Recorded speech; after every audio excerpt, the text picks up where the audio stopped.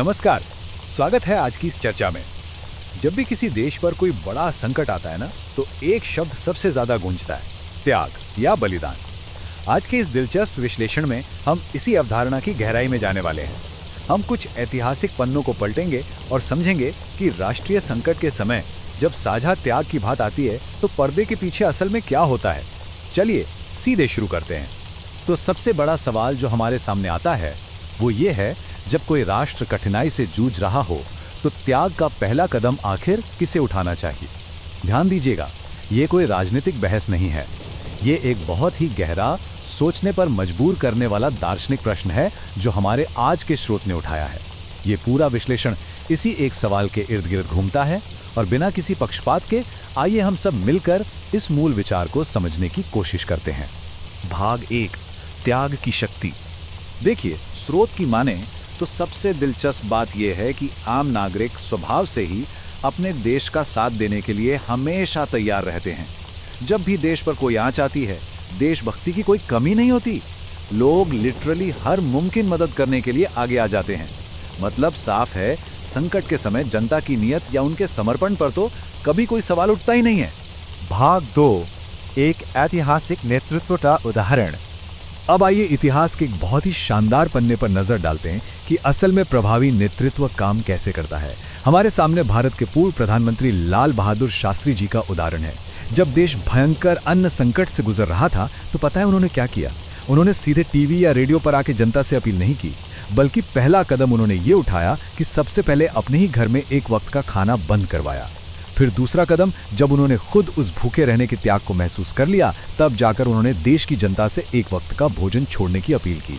और नतीजा, तीसरा कदम, पूरा का पूरा देश बिना किसी दबाव के स्वेच्छा से उनके पीछे खड़ा हो गया। कमाल की बात है ना? और इस पूरी घटना का सबसे अहम बिंदु इस एक वाक्य में छुपा है। उनकी बात इसलिए दिल में उतर गई क्योंकि उन्होंने पहले त्याग करके दिखाया।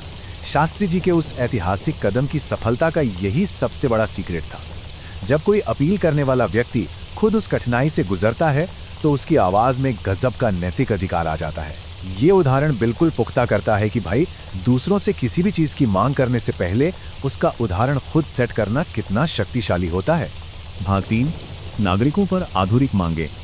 अब अगर इतिहास के पन्नों से निकलकर आज के दौर की बात करें तो एक बड़ा साफ सा अंतर दिखाई देता है। एक तरफ शास्त्री जी का वो ऐतिहासिक और बिल्कुल स्पष्ट आग्रह था, बस एक वक्त का खाना छोड़ने का, और दूसरी तरफ आज की आधुनिक अपीलें हैं, जैसे शादियों में सोना ना खरीदें, पेट्रोल बचाएं, विदेश यात्रा से बचें या फिर वर्क फ्रॉम होम करें। वर्तमान परिदृश्य में जब भी आर्थिक या दूसरी चुनौतियां आती हैं तो नागरिकों से अक्सर कुछ इसी तरह की अपेक्षाएं की जाती हैं।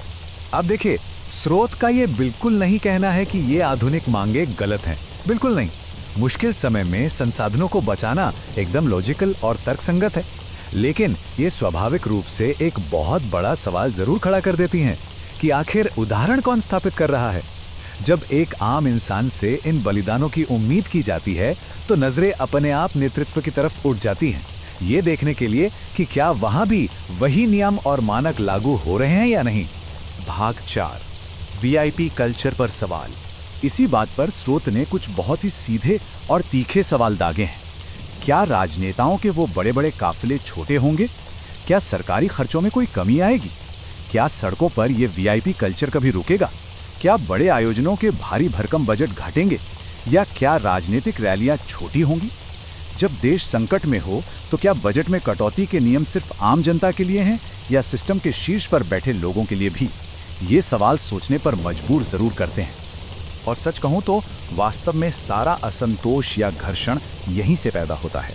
स्रोत के अनुसार देश के लिए त्याग करना लोगों के लिए कभी कोई समस्या रही ही नहीं। असली समस्या तब शुरू होती है जब त्याग की मांग तो पदानुक्रम में सबसे नीचे बैठे लोगों से की जाती है, जबकि सारी सुविधाएं, विलासिता और विशेषाधिकार शीर्ष स्तर पर बिना किसी रुकावट के चलते रहते हैं। यही वो दोहरा मापदंड है जो नेतृत्व और नागरिकों के बीच एक गहरी खाई पैदा कर देता है। भाग 5, नेतृत्व की अंतिम परीक्षा। अगर इस पूरे विश्लेषण का निचोड़ निकालें तो वो बस इस एक शानदार विचार में छिपा है। त्याग की सबसे बड़ी ताकत तब होती है जब शीर्ष पर बैठा व्यक्ति उसे पहले खुद करके दिखाए।